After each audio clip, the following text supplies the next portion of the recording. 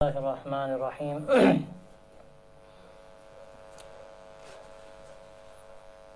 أعوذ بالله من الشيطان الرجيم يا أيها الذين آمنوا اتقوا الله حق تقاته ولا تموتن إلا وأنتم مسلمون وقال تعالى فاتقوا الله ما استطعتم. پہلی آیت میں اہل ایمان کو یہ حکم دیا گیا ہے کہ اللہ سے جیسے ڈرنا چاہیے، اس کا لحاظ ہونا چاہیے، دل کے اندر جس طرح اس کا تقوی ہونا چاہیے اور اعمال میں جس طرح سے تقوی کا ظہور ہونا چاہیے، جو حق ہے اس کو ادا کیا جائے. تو فرمایا کہ اللہ تبارک و تعالیٰ کے تقوی کا جو حق ہے اس کے مطابق اللہ کا تقوی اختیار کرو. وَلَا تَمُوتُنَّ إِلَّا وَأَنْتُمْ مُسْلِمُونَ، اور نہ مرنا مگر اس حال میں کہ تم مسلمان ہو. تو یہاں دو باتیں فرمائیں. جب یہ آیت شریفہ نازل ہوئی تو تقوی کا یہ حکم جو دیا گیا تھا، اس کو حضرات صحابہ نے یہ سمجھا کہ یہ ایک مسلسل اطاعت ہے جس میں کہیں بھی نافرمانی کا شائبہ نہ ہو. چنانچہ بعض حدیثوں میں بھی اس کی طرف اشارہ ہے کہ یہ تقوی ایسا جب ہی ہو سکتا ہے کہ ایسی اطاعت کی جائے جس میں نافرمانی کا کوئی شائبہ نہ ہو، اور ایسا اللہ کا شکر ادا کیا جائے جس میں ناشکری کا کوئی شمع نہ ہو، اور آدمی پوری طرح سے اللہ کی بارگاہ میں متوجہ ہو جائے، ذرا بھی غفلت نہ ہو. بعض حدیثوں میں اس کی طرف اشارہ ہے. تو حضرات صحابہ رضی اللہ عنہم کے بارے میں یہ بات آتی ہے کہ اس آیت شریفہ کے نزول کے بعد انہوں نے اپنی محنت میں ایسا اضافہ کر دیا اللہ کی بندگی کے لیے، عبادت کے لیے، کہ بعض مرتبہ لگتا تھا کہ برداشت سے باہر ہو جائے گا. بعض صحابہ کے بارے میں آتا ہے کہ رات بھر وہ اس کے بعد نمازوں میں کھڑے رہتے تھے، یہاں تک کہ پیر ان کے پھٹ گئے. اور بعضوں نے اور دوسری عبادتوں میں اس قدر انہماک اختیار کیا کہ بعض مرتبہ لگتا تھا کہ برداشت کرنا مشکل ہو جائے گا. اور یہ صحابہ کی خصوصیت عجیب و غریب تھی کہ بس جو حکم ملتا تھا پھر وہ یہ نہیں دیکھتے تھے کہ کتنا ان کے بس میں ہے اور کتنا بس سے باہر ہے. جانتے تھے وہ اللہ کی طرف سے حکم آیا ہے جو ارحم الراحمین ہے اور رحمت للعالمین صلی اللہ علیہ وسلم کے ذریعے سے حکم ملا ہے، تو سمجھتے تھے کہ ہمیں اس پر عمل کرنا ہے، باہر صورت کرنا ہے. اور اس کے متعدد واقعات ہیں حضرات صحابہ کے کہ جہاں حکم دیا گیا اسی لمحے انہوں نے اس کو اختیار کیا. آپ صلی اللہ علیہ وسلم ایک مرتبہ خطبے کے دوران فرمایا کہ جو جہاں پر ہے وہ بیٹھ جائے، تمام لوگ بیٹھ جائیں. حضرت ابن مسعود رضی اللہ تعالی عنہ اس وقت داخل ہو رہے تھے، وہ وہیں بیٹھ گئے. آپ نے فرمایا کہ اللہ کے بندے اٹھ جاؤ، آگے آ جاؤ، وہاں کیوں بیٹھ گئے؟ تو حضرت ابن مسعود رضی اللہ عنہ نے جو جملہ فرمایا اس میں یہ بات فرمائی کہ یہ مجھے کہاں زیبا تھا کہ آپ کوئی بات فرمائیں اس کے بعد سوچنے کا موقع ہو. آپ نے فرمایا بیٹھ جاؤ، میں بیٹھ گیا. آپ فرماتے ہیں آگے آ جاؤ، میں آگے آ جاؤں. اس طرح کے لجانے کتنے واقعات ہیں. ایک مرتبہ ایک صحابی آئے اور وہ انگوٹھی سونے کی پہنے ہوئے تھے. آپ صلی اللہ علیہ وسلم نے اس کے بارے میں فرمایا ان سے، انہوں اتار کے پھینک دی. اتار کے لوگوں نے کہا آپ صلی اللہ علیہ وسلم کے جانے کے بعد کو اٹھا لو اور استعمال میں لے آؤ، تمہاری بیوی اور تمہارے گھر کے لوگ استعمال کر لیں گے.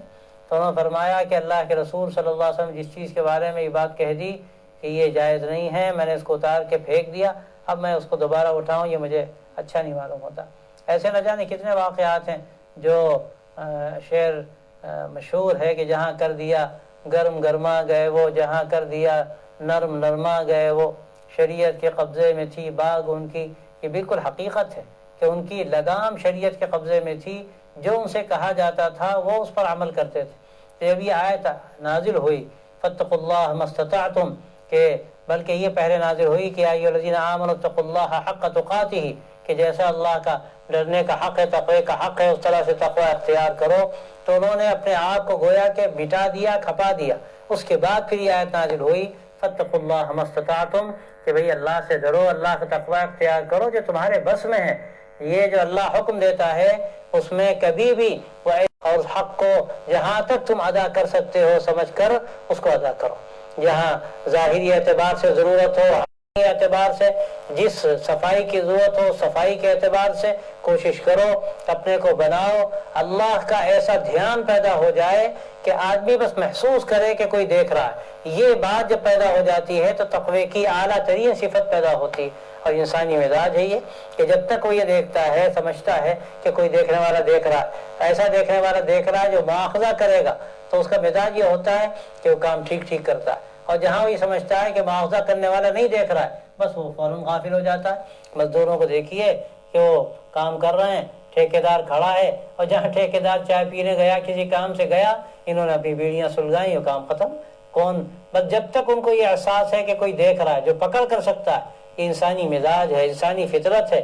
جب انسان کے اندر اللہ کا لحاظ پیدا ہوگا تو لحاظ جب ہی پوری طرح سے پیدا ہوگا کہ جب آدمی ہر وقت سوچے کہ وہ مالک ہے جو ہمیں ہر وقت دیکھ رہا ہے۔ ایک لمحے بھی ایسا نہیں کہ ہم اس کی نگاہ سے اوجھل ہو جائیں۔ وہ یدرک الابصار، وہ تو نگاہوں کو اپنے احاطے میں لیے ہوئے ہے۔ جو کچھ بھی انسان کر رہا ہے وہ سب اس کے قبضہ قدرت میں ہی نہیں بلکہ بالکل اس کے سامنے ہے۔ اب یہ انسان اگر محسوس کرے اور یہ چیز غالب ہو جائے تو کیا وہ غلطی کر سکتا ہے؟ کیا کوئی گناہ کر سکتا ہے؟ جبکہ لمحے لمحے سوچ رہا ہے اللہ ہم کو دیکھ رہا ہے، اللہ ہم کو دیکھ رہا ہے۔ یہ مشق کرائی جاتی ہے۔ اس مشق کرانے کے نتیجے میں اور یہ ذکر سے، ذکر قلبی سے، ذکر جہری سے یہ بات پیدا کرائی جاتی ہے کہ اللہ کا دھیان اس طرح سے ذہن و دماغ پر چھا جائے کہ آدمی پھر محسوس کرے ہر وقت کہ اللہ اس کو دیکھ رہا ہے۔ حضرات صحابہ رضی اللہ عنہم کے بارے میں ہی یہ بات بھی آتی ہے، قرآن مجید میں اس کا آیت بھی اتری تھی کہ ان کو یقین تھا کہ اللہ ان کو دیکھ رہا ہے۔ تو بعضوں کا عالم یہ ہو گیا کہ باتھ روم جاتے تھے تو وہ عجیب ان کی کیفیت ہونے لگتی تھی کہ ہم کس طرح سے اپنا لباس الگ کریں، اللہ ہم کو دیکھ رہا ہے۔ تو قرآن مجید میں وہ آیت شریفہ اتاری گئی کہ اللہ تو تمہیں ہر حال میں دیکھتا ہے، وہ تمہارے اندر باہر ہر چیز سے واقف ہے۔ تو یہ تمہیں اس لیے یہ بات بتائی گئی کہ بھئی تم اللہ کا یہ دھیان کو جب اس کو محسوس کرو، اللہ کے دھیان کو، کہ تمہاری زندگی اللہ کی مرضی کے مطابق ہو جائے تو گناہوں سے بچنا آسان ہو جائے۔ جتنا زیادہ یہ چیز غالب ہو جائے گی اتنا ہی زیادہ گناہوں سے بچنا آسان ہو جائے۔ یہ چیز غالب اسی لیے کی جاتی ہے، اللہ کا دھیان، اللہ کا استحضار، کہ اس کا فائدہ یہ ہوتا ہے کہ آدمیوں کے لیے گناہوں سے بچنا آسان ہو جاتا ہے۔ اور یہی تقویٰ ہے۔ اللہ کا لحاظ کیا ہے؟ لحاظ جب ہی ہوگا کہ جب آدمی ہر وقت سوچ رہا ہے کہ ہاں وہ تو دیکھ رہا ہے، وہ عظمت والی ذات ہے، وہ شفقت محبت والی ذات ہے، اس نے ہمیں دنیا ہر چیز جو ہماری ضرورت کی تھی وہ ہمیں عطا فرما دی، کس قدر وہ مہربان ہے، ہمیں اس کا لحاظ نہیں ہونا چاہیے جبکہ وہ ہمیں ہر وقت دیکھ رہا ہے۔ یہ مشق کرائی جاتی ہے، اور جتنی زیادہ یہ مشق جائے، اس کا دھیان پیدا ہو جائے کہ اللہ دیکھ رہا ہے، اتنا ہی زیادہ تقوی کی جو خاص طور سے اندرونی صفت ہے، اس کی جو باطنی کیفیت ہے وہ بڑھتی چلی جاتی ہے۔ ایک بزرگ کا قصہ ہے کہ ان کے ہاں کوئی نوجوان اللہ کا بندہ تربیت کے لیے آیا، اور چند دنوں میں اللہ نے اس کو مقام دیا، اس نے محنت کی اور تربیت ہوئی تو وہ بہت قریب ہو گیا۔ جو پرانے خدمت گزار تھے ان کو رش بھی آیا، کچھ حسد بھی ہوا کہ بھئی یہ نیا آدمی آیا، کہاں سے کہاں چلا گیا، ہم لوگ کب سے بیٹھے ہوئے ہیں۔ وہ بزرگ کو محسوس ہوا تو انہوں نے کہا سب کو بلا کر کہ مجھے ایک کام ہے، تم لوگ ذرا سے ایک کام کر دو۔ کہا کیا حضرت فرمایا، ہم سب حاضر ہیں۔ کہا یہ مرغے ہیں، سب ایک ایک مرغہ لے جاؤ، ذبح کرنے کی ضرورت ہے، ذبح کر کے لے آؤ، لیکن ایک خیال رہے، ایسی جگہ ذبح کرنا جہاں کوئی دیکھ نہ رہا، ایسی جگہ ذبح کرنا جہاں کوئی دیکھ نہ رہا۔ اچھا حضرت، اب سب گئے ذبح کر کے لے آئے، کوئی تہخانے میں، کوئی چھپ چھپا کے جہاں بھی۔ وہ جو صاحب تھے وہ زندہ لے آئے۔ اب لوگوں نے سوچا کہ انہوں نے آج نافرمانی کی، آج پتہ چلے کہ وقت قریب بنتے تھے۔ تو جب سب نے مرغے دے دیے کہ حضرت ذبح کر لیا، اب اس کا گوشت بنا دیں جیسا آپ فرمائیں۔ تو انہوں نے جب زندہ مرغہ سامنے پیش کیا کہ تم نے ذبح نہیں کیا، کہ حضرت میں کیا کروں، میں جہاں ذبح کرنے بیٹھتا تھا ایک دم سے بس خیال آتا تھا کہ اللہ دیکھ رہا ہے۔ تو آپ نے یہ جو بات کہی تھی کوئی نہ دیکھ رہا ہو، تو میں یہ پوچھنے آیا ہوں کہ کوئی نہ دیکھ رہا، اس میں اللہ تبارک و تعالیٰ کی ذات بھی آپ نے شامل فرمائی یا ایک مخلوق میں کوئی نہ دیکھ رہا؟ کہ دیکھو یہ اصل بات ہے، یہ اصل کیفیت ہے ان کی، جس کی وجہ سے اللہ نے ان کو یہ قرب عطا کیا اور میں ان سے محبت کرتا ہوں۔ ان کو یہ استحضار مل گیا کہ مرغہ ذبح کرنے کے لیے بھیجا، ایک عام تمہارا ذہن تھا، تم نے سوچا ہاں کوئی نہیں دیکھ رہا، لیکن یہ بندہ جب ذبح کرنے بیٹھتا تھا اس کو خیال آتا تھا کہ اللہ تو دیکھ رہا ہے۔ تو یہ جب کیفیت پیدا ہو جاتی ہے کہ اللہ دیکھ رہا ہے، اللہ دیکھ رہا ہے، تو اس کا نتیجہ یہ ہوتا ہے کہ اللہ کا ایسا لحاظ پیدا ہو جاتا ہے کہ وہ تقوی کی پھر اعلیٰ کیفیت پیدا ہو جاتی ہے۔ اور یہ ہے حق تقاتہ کی وہ کیفیت جو اللہ اپنے خاص بندوں کو عطا فرماتے ہیں کہ وہ ہر وقت اللہ کے حکم کے فرما بردار تابعدار، کتنے ہی دل ان کا مائل ہوتا ہو، لیکن پھر جب یہ دیکھتے ہیں کہ اللہ تعالیٰ اس سے ناراض ہوگا، وہ کام فوراً چھوڑ دیتے ہیں۔ شراب کی حرمت کا جب اعلان ہوا، غور کرنے کی بات ہے، شراب کا تو حال یہ تھا کہ اس کے منہ کو لگی ہو، آپ دھیان دیں کیا تماشا بنا۔ ابھی لاک ڈاؤن میں شراب کی دکانیں کھول دی گئی، تماشا بن گیا، مانو صاحب وہ شرابی ہے کیا، سب کے سب شراب کی لائن میں کھڑے ہو گئے۔ شرابیوں کا حال یہ ہوتا ہے کہ منہ سے لگ جائے تو آسانی سے چھٹتی نہیں۔ بعض مرتبہ یہ ہوتا ہے کہ پوری دولت ان کی تم لے لو اور ان کو ایک جام شراب دے دو یا چند گولیاں دے دو بھنگ کی، یا جس کے وہ عادی ہوتے ہیں، وہ ان کے لیے برداشت کرنا مشکل ہو جاتا ہے۔ عجیب و غریب بات ہے، جب آپ صلی اللہ علیہ وسلم مکہ مکرمہ میں تشریف لائے ہیں، اس وقت شراب کی وہاں کثرت تھی اور کثرت سے لوگ شراب پیتے تھے، عادی تھے اس کے۔ مدینہ طیبہ آنے کے بعد بھی شراب حرام نہیں ہوئی تھی۔ پہلے مرحلے میں اتنا بس کہا گیا تھا کہ دیکھو جب نماز کے لیے تم جاؤ تو اس سے پہلے شراب مت پینا، اس لیے کہ لا تقربوا الصلاۃ وانتم سکارى، نشے کی حالت میں نماز سے قریب نہ ہونا۔ تو اتنی احتیاط تو پیدا ہو گئی تھی، لیکن لوگ شراب کے عادی تھے اور اس کی اجازت بھی شروع میں تھی۔ جس وقت شراب کی حرمت کا اعلان ہوا ہے، اس وقت جو تفسیر آتی ہے سیرت کی کتابوں میں، بعض حدیث کی کتابوں میں، وہ حیرت انگیز ہے کہ جہاں منہ سے لگا ہوا ہے شراب کا اور یہ بات پتہ چلی کہ شراب حرام ہو گئی، اسی وقت جام منہ سے ہٹا دیا اور مٹکے توڑ ڈالے۔ تاریخ اس میں آتا ہے سیرت میں اور تاریخ میں کہ مدینے کی گلیوں میں اس وقت شراب بہہ رہی تھی جس دن شراب کی حرمت کا اعلان ہوا ہے۔ ہم ہوتے تعویل کرنے والے، ہم لوگ تو کیا کرتے ہیں، ارے ابھی تو اعلان ہو رہا ہے، پتہ نہیں کون آیا ہے کہنے، ابھی تحقیق کریں گے تو پہلا جام جو منہ لگا ہے یہ تو پی لیں، اس کے بعد دیکھا جائے گا۔ یہ ہم لوگوں کا مزاج، عام ہم مسلمانوں کا مزاج بنا ہے، ہم تعویلی ہیں، ہم حرام کو حلال کرنا چاہتے ہیں، اپنے فائدے کے لیے کوشش کرتے ہیں۔ مزاج عجیب و غریب، ایک دار افتہ جائیں گے، اگر پتہ چلا کہ چیز صحیح نہیں ہے تو سوچیں کہ دوسرے دار افتہ چلے، شاید وہاں کہیں کوئی راستہ نکل آئے، دوسرے دار افتہ جائیں گے، تیسرے دار افتہ، گویا کہ مقصد اپنے لیے اس چیز کو صحیح کر لینا ہے۔ یہ خیال نہیں کہ جب ایک مرتبہ ہمیں پتہ چل گیا کہ درست نہیں ہے، اللہ اس سے ناراض ہوتا ہے، اب ہمیں تحقیق کی بہت زیادہ کیا ضرورت ہے، ٹھیک ہے تھوڑی تحقیق کر لی، تحقیق ہونے کے بعد محض اپنی سہولت کے لیے ادھر ادھر جانا، یہ مزاج کی خرابی کی بات ہے۔ اور اس لیے مزاج بنتا ہے کہ جب اللہ کا دھیان، اللہ کا ڈر، اللہ کا خوف نہیں ہوتا، اللہ کا تقویٰ نہیں ہوتا تو یہ کیفیت پیدا ہوتی۔ صحابہ کو اللہ نے مزاج دیا، آپ صلی اللہ علیہ وسلم کی صحبت کا نتیجہ کہ بس جہاں ان کو جو حکم ملا اس کے اوپر وہ فریب تھا، پھر یہ ان کو پوچھنے کی ضرورت نہیں ہوتی تھی کہ ایسا کیوں ہے اور کب تک ہے اور کب کرنا ہے، اور کرنا ہے، باقی تفصیلات ان کو بعد میں معلوم ہو جاتی تھی۔ تو یہ اصل تقوی کا مزاج یہ ہے کہ آدمی ہر وقت دھیان اس کے اندر پیدا ہو جائے، باطنی کیفیت بھی اس کے اندر ایسی پیدا ہو جائے اور ظاہری اعمال بھی اس کے مطابق ہو جائیں۔ لیکن ظاہر ہے اس میں جب صحابہ نے مشقت اختیار کی بہت زیادہ، تو یہ آیت اتری کہ فاتقوا اللہ ما استطعتم، دیکھو اتنی زیادہ مشقت میں اپنے آپ کو نہ ڈالو، جتنا تم کر سکتے ہو اپنا خیال رکھو اور اس کے لحاظ سے اللہ کا دھیان پیدا کر لو، اللہ کا تقوی اختیار کر لو، کوئی غلط کام نہ کرو، گناہوں سے بچو، معصیت سے بچو، صحیح کام کرو، لیکن اس میں اتنا زیادہ تم انہماک نہ پیدا کر لو کہ تمہاری زندگی دوبھر ہو جائے، تمہارے جسم پر اثر پڑ جائے، تمہاری صحت پر اثر پڑ جائے، اس کی ضرورت نہیں۔ تو یہ گویا کہ جو پہلے حکم آیا تھا اس کے بعد دوسری آیت میں جو کچھ وقت کے بعد نازل ہوئی، اس کی وضاحت کر دی گئی کہ وہاں بھی اس کا اصلاً یہ مطلب نہیں ہے کہ آدمی اپنے آپ کو ہلاک کر دے، بس جو کر سکتا ہے اللہ کا حق سمجھ کر وہ کرنے کی کوشش کرتا رہے، آگے بڑھتا رہے، اور اس میں جو اس کی طاقت سے باہر ہو اس میں جانے کی ضرورت نہیں۔ اور دوسری جو بات اس آیت شریفہ میں کہی ہے وَلَا تَمُوتُنَّ إِلَّا وَأَنْتُمْ مُسْلِمُونَ، کہ دیکھو نہ مرنا مگر اس حال میں کہ تم مسلمان۔ ایک بات تو یہ غور کرنے سے دماغ میں آتی ہے کہ یہ بھی عجیب حکم دیا جا رہا ہے، ہمارے اختیار میں تو بظاہر لگتا نہیں، یہ بھی گویا کہ تکلیف ما لا یطاق کی شکل معلوم ہو رہی ہے۔ لا یکلف اللہ نفسا الا وسعها، اللہ فرماتا ہے کہ وسعت سے زیادہ اللہ مکلف نہیں کرتا، تو ہم ایمان پر مریں یہ تو ہمارے اختیار میں نہیں، یہ موت اللہ دیتا ہے، چاہے ایمان پر دے، اسلام پر دے یا نہ دے۔ یہ جو بات یہاں کہی گئی اس کا کیا مطلب ہے؟ تو اگر غور کیا جائے تو اول تو دونوں باتوں میں بہت جوڑ معلوم ہوتا ہے۔ جب تقوی کی زندگی گزرے گی، اپنے استطاعت بھر آدمی تقوی اختیار کرے گا، اللہ کا لحاظ کرے گا، اللہ کا دھیان اس کو ہر وقت نصیب ہوگا، یقینی بات ہے اس کا خاتمہ انشاءاللہ اسلام پر ہوگا۔ زندگی جیسی گزرتی ہے خاتمہ اس کے مطابق ہوتا ہے، یہ اللہ کا نظام۔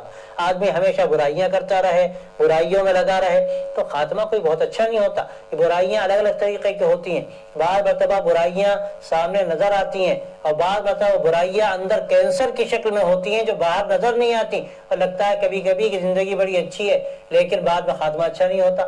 حقیقت میں اگر ان کی زندگی، ایسے لوگوں کی زندگی کو دیکھا جائے تو اندازہ ہوتا ہے کہ ان کے اندر گویا کینسر کی کوئی شکل تھی، کوئی جرثومہ تھا جو آگے بڑھتا گیا، پرپتا گیا، اور عین وقت پر جیسے کینسر پھٹتا ہے اور آدمی دنیا سے چلا جاتا ہے، اسی طرح سے وہ اندر کا مرض تھا۔ کوئی بھی مرض، وہ اندر کے بہت سے ایسے امراض ہوتے ہیں، باطنی قسم کے امراض جو ظاہر میں نظر نہیں آتے لیکن اندر ہی اندر وہ پھر پرپتے رہتے ہیں، بڑھتے جاتے ہیں اور پھر وہ پھٹ جاتے ہیں، اور جب پھٹ جاتے ہیں تو حقیقت سمجھ میں آتی ہے، معلوم خاتمہ ایمان پر نہیں ہوا۔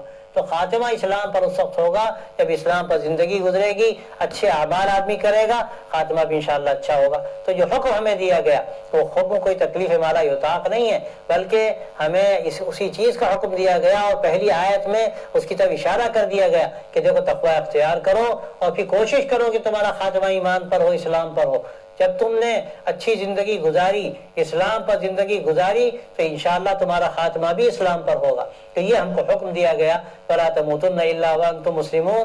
اس سے ایک بات معلوم ہوئی کہ ہمیشہ موت کا استحضار ہونا چاہیے، اس کا دھیان ہونا چاہیے کہ ہمیں دنیا سے جانا ہے، اللہ کی بارگاہ میں حاضر ہونا ہے، اور سب سے پہلا مرحلہ یہ ہے جس وقت ہم دنیا سے رخصت ہو رہے ہوں اور ملک الموت آ کر ہماری روح قبض کر رہے ہوں، اس وقت انشاءاللہ اگر ہم کلمہ پڑھتے ہوئے چلے گئے، اور جب ظاہر ہے جب اللہ کا دھیان ہوگا تو یقیناً اس وقت کلمہ اللہ کی طرف سے نصیب ہوتا ہے۔ میں نے خود بھی اپنی نگاہوں سے بعضوں کو دیکھا جنہوں نے ذکر کا اہتمام رکھا اور نمازوں کا اہتمام رکھا، اچھی زندگی گزاری، میں نے ان کو دیکھا کہ وہ بے ہوش سے ہو گئے، اور عین ایسے وقت میں جب ان کے خاتمے کا وقت آیا، روح نکلنے کا وقت آیا، اچانک زبان سے اللہ اللہ کا ذکر جاری ہو گیا۔ پتہ چلا کہ ان کے ذکر کا وقت تھا، یہ روزانہ معمول تھا، وہ ذکر کا اہتمام کیا کرتے تھے، ذکر زبان سے بھی ہو اور ذکر دل سے بھی ہو۔